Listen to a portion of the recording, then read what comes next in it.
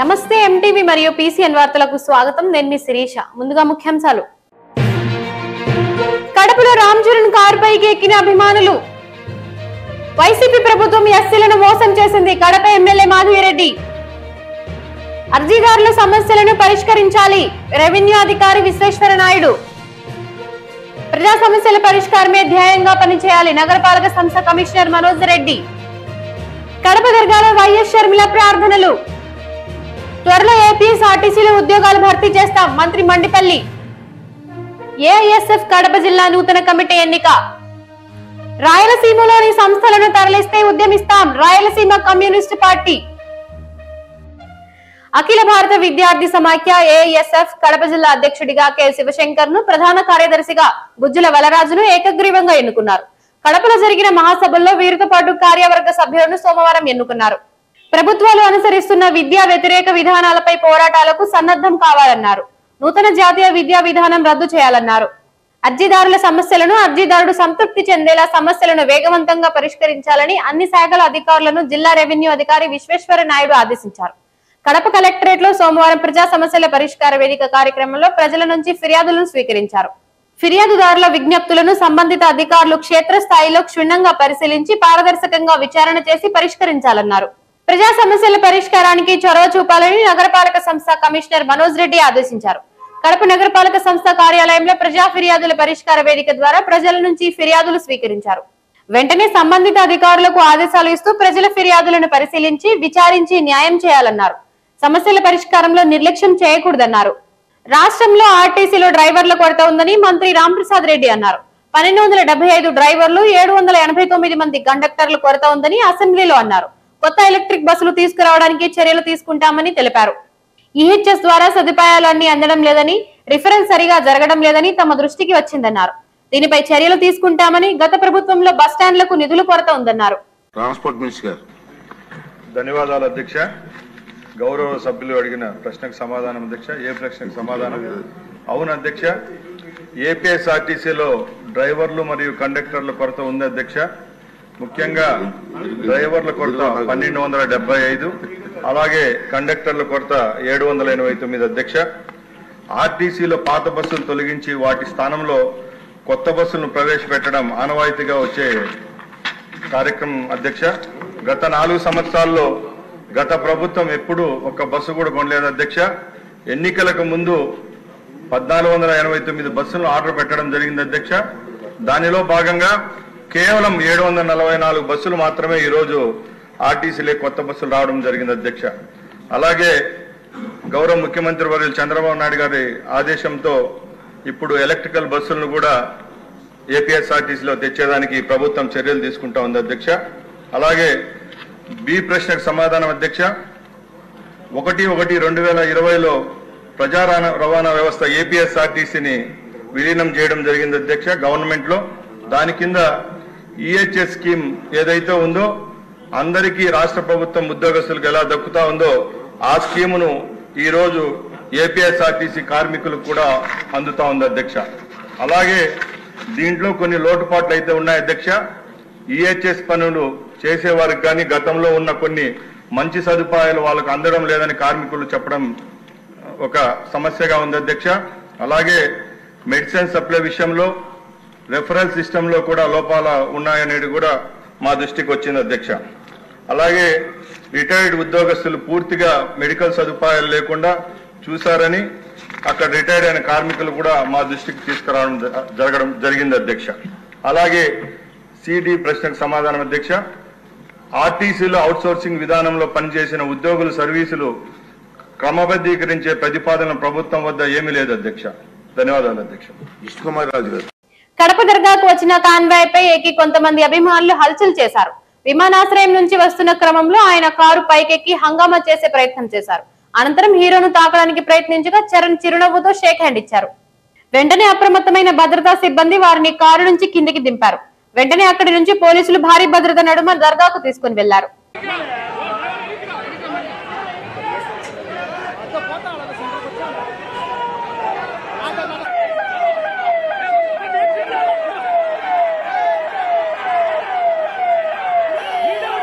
Comanda,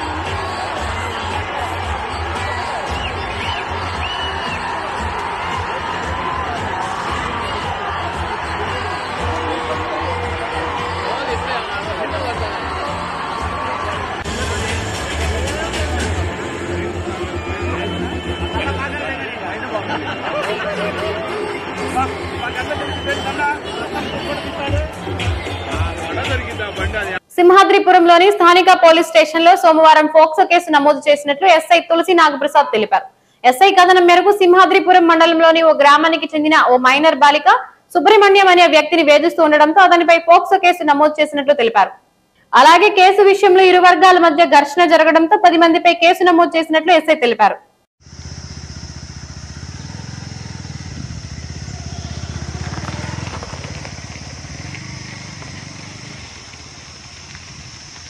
Kadapa పెద్ద దర్గా ఉరుసు ఉత్సవాలలో పాల్గొనడం సంతోషంగా ఉందని ప్రముఖ సినీ నటుడు గ్లోబల్ స్టార్ రామ్ చరణ్ తెలిపారు.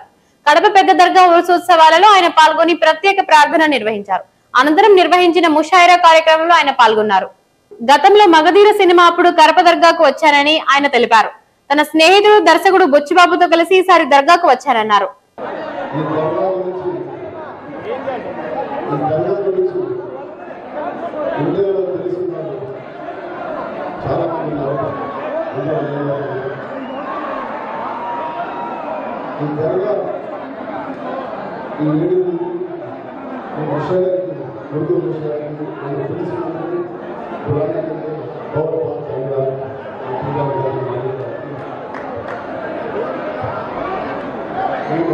ఇంతమంది వస్తారని అనుకోని మీ అందరూ కూడా పేరు పేరున ధన్యవాదాలు వస్తున్నారు.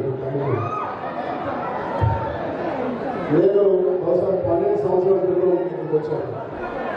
చాలా ముఖ్యమైన సినిమా, ఎలాగైనా నా కెరీర్కి చాలా ఉపయోగపడే సినిమా. మీ అందరూ తెలిసిన మగధీరప్పుడు రిలీజ్కి ఒక్కరోజు 1 दिन पहले लेकर आया था और उनको मैसेज किया. दान करा था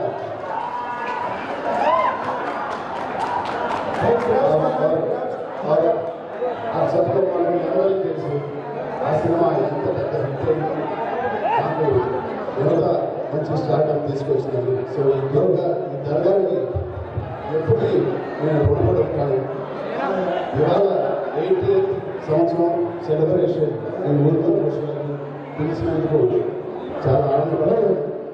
ఇక్కడ 400 సంవత్సరాల చరిత్ర ఉన్న ఒక దర్గా, వీళ్ళ ఫ్యామిలీ మెంబర్స్ వీళ్ళందరూ ఇక్కడ మౌలాగా పీఠాలు కలిగి ఉన్నారు.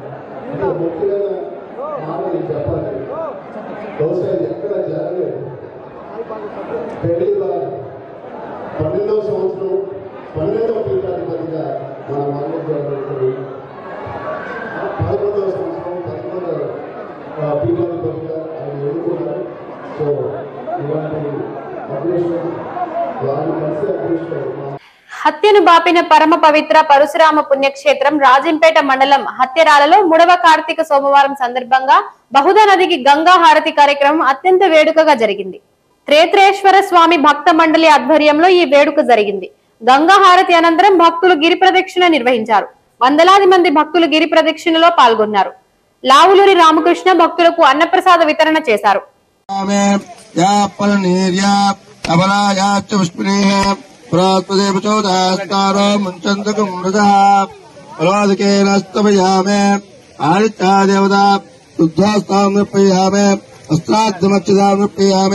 దివగంధాంతర్యామే గంధస్వప్రే అలంకరణార్థం ఆభరణాం సమర్పయామే పుష్పే పూజయామే. ఓం నిద్రపతయే నమః. నిద్రపతయే నమః. నిర్వంతకాయ నమః. ఊర్ధ్వాయ నమః.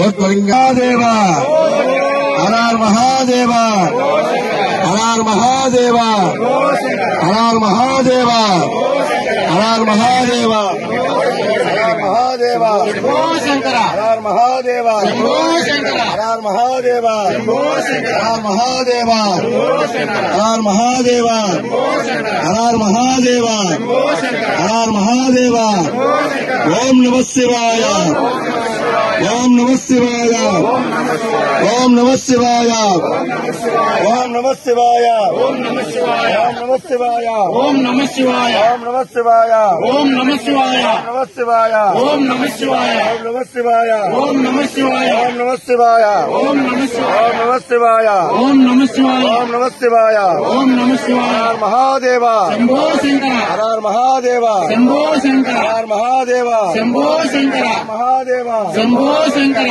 ఓం నమః శివాయ ఓం నమః శివాయ ఓం నమః శివాయ ఓం నమః శివాయ హర హర శంకర శివ శివ శంకర హర హర శంకర శివ శివ శంకర హర హర శంకర శివ శివ శంకర హర హర శంకర శివ శివ శంకర ఓం నమః శివాయ. నా ఎస్సీలు అని చెప్పుకునే వైసీపీ నాయకులు వారిని మోసం చేశారని కడప ఎమ్మెల్యే మాధవిరెడ్డి ఆరోపించారు. మంగళవారం అసెంబ్లీలో ఆమె మాట్లాడుతూ ఎస్సీల అభివృద్ధి కోసం 2018లో సబ్సిడీల క్రింద 25 కోట్లను వెహికల్స్ కోసం మంజూరు చేశారు. 2019లో అవి వచ్చాయి. అయితే అప్పుడే ఎలక్షన్స్ రావడంతో ఇవ్వలేకపోయారు. కానీ వైసీపీ నాయకుల నిర్లక్ష్యంతో అవి దొంగల పాలయ్యాయి. వారిని కఠినంగా శిక్షించాలి అని మంత్రి స్వామిని ఆమె కోరారు. గుర్తు తెలియని వృద్ధురాలు మృతి చెందిన ఘటన గండిలో చోటు చేసుకుంది. సోమవారం సాయంత్రం 7 గంటలకు పంచముఖ ఆంజనేయ స్వామి చుట్టూ ప్రదక్షిణలు చేస్తూ కళ్లు తిరిగి పడిపోయారు. గమనించిన పోలీసు సిబ్బంది అంబులెన్స్ ద్వారా వేంపల్లి ప్రభుత్వ ఆసుపత్రికి తరలించగా అక్కడ చికిత్స పొందుతూ మృతి చెందిందని ఆర్కే వ్యాలీ ఎస్ఐ భాస్కర్ రెడ్డి తెలిపారు. మృతురాలికి సంబంధించిన ఎలాంటి ఆధారాలు లేవని ఎస్ఐ తెలిపారు. కార్తీక మాసం సందర్భంగా కడప నగరంలోని పెద్ద బెస్త వీధిలో వెలిసిన బాలపోలేరమ్మ ఆలయంలో శివునికి ప్రత్యేకంగా పూజలు నిర్వహించారు. నిన్న రాత్రి భక్తుల చేత శివునికి పాలు, పండ్లు, నెయ్యి, పలహారాలతో పంచామృత అభిషేకాన్ని నిర్వహించారు. ఆలయ ఆవరణంలో భక్తులు కార్తీక దీపాలను వెలిగించి వారి మొక్కులను భక్తి శ్రద్ధలతో చెల్లించుకున్నారు. అనంతరం శివుడిని ప్రత్యేకంగా అలంకరించారు.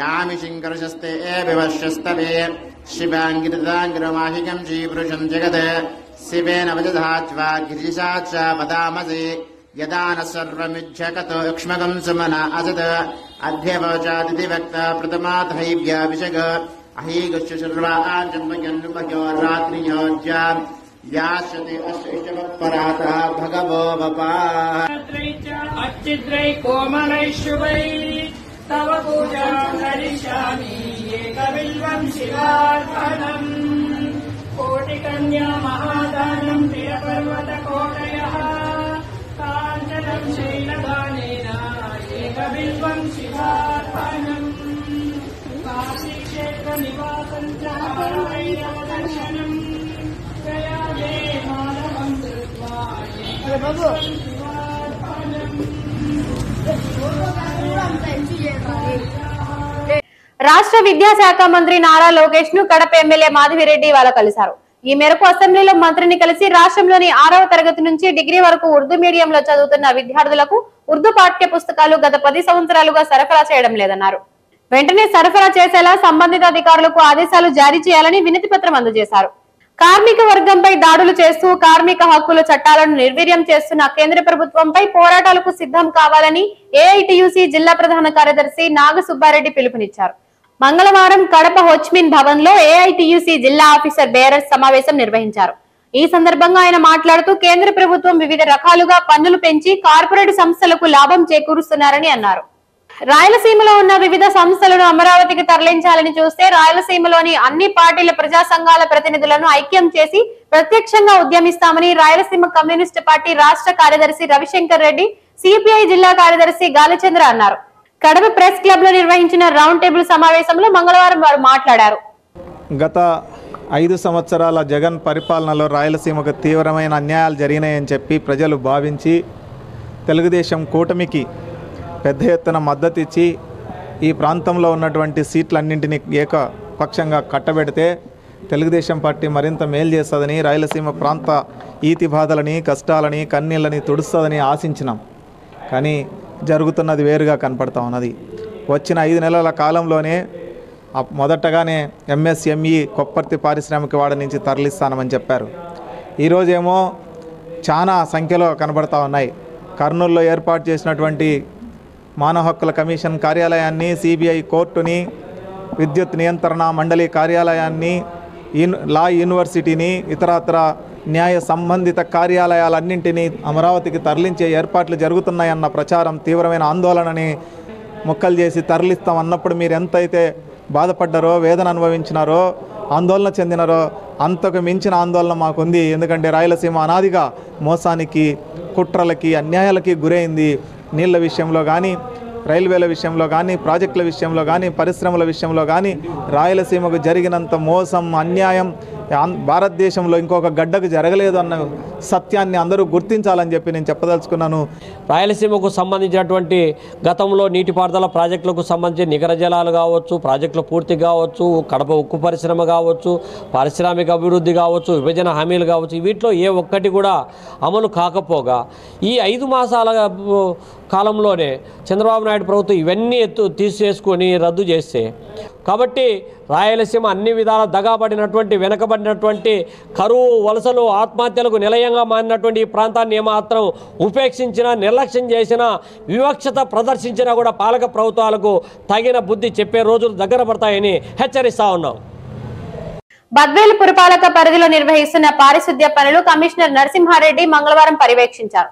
పట్టణంలో దుకాణ వ్యాపారులతో మాట్లాడుతూ దుకాణాల నుంచి వచ్చే చెత్తను రోడ్లపై వేయకుండా శుభ్రతను పాటించాలని చెప్పారు. వాహనాల టైర్లలో వర్షపు నీరు నిల్వకుండా జాగ్రత్తలు తీసుకోవాలని మెకానిక్ షాప్ వారికి సూచించారు. పరిసరాలు పరిశుభ్రంగా లేకపోతే దోమలు, విషజ్వరాలను వ్యాప్తి చేస్తాయని తెలియజేశారు. కడప అమీన్ పీర్ దర్గాను ఏపీసీసీ చీఫ్ వైఎస్ షర్మిలారెడ్డి మంగళవారం దర్శించారు. కడప పర్యటనకు వచ్చిన ఆమెకు సంప్రదాయం ప్రకారం దర్గా నిర్వాహకులు స్వాగతం పలికారు. దర్గాలో ప్రత్యేక ప్రార్థనలు నిర్వహించి ఆధ్యాత్మిక భావనను వ్యక్తం చేశారు. ఈ సందర్భంగా దర్గాను సందర్శించడం తనకు ఎంతో సంతృప్తిని కలిగించిందని ఆమె అన్నారు.